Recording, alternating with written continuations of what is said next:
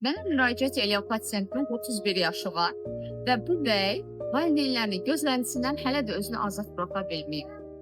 Və seansda ilk verdiyi sual: "Şöyle xanım, atam mənim evlənməyimi istəyir və deyir ki, artıq yaşın keçir, sonra özün üçün uyğun bir qız tapmayacaqsın. Mən neyniyim?" Və mənim ilk sualım bu. Siz evlənmək istəyirsiniz? Cavab əlbəttə ki, yox idi. O zaman bildirdim ki, demək ki, atanız evlənmək istəyir. Onu da Allah xoşbəxt eləsin. Və pasientlə bir yerdə bu vəziyyətə güldüm. Əslində bu vəziyyət həm güldüyümüz qədər də bir o qədər də ağlanması vəziyyətdir.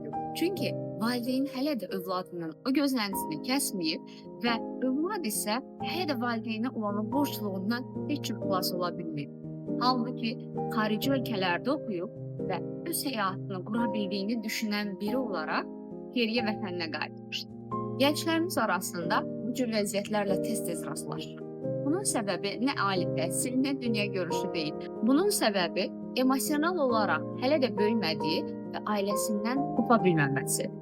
Əgər həyatınızda qərar verdiyiniz anlarda bu kimi xırda nüanslar sizi geriyə çəkirsə və həyatınızla bağlı uğurlu addımlar atmağa icazə vermirsə, demək ki, burada dəstəyə ehtiyacınız var. Və dəstək almaq isə sizin zəifliyinizin göstəricisi deyil. Sadəcə o vəziyyətdə gücsüz olaraq necə davrana bilməməyinizin və davranmaq istədiyiniz hərəkətdə isə bir dəstək almanızın təsdiqidir. Həyatında verə bilmədiyin bu cür qərarların varsa, demək ki, sənin də psixoterapiyaya ehtiyacın var. O zaman çəkinmədən mənə yaza bilərsən.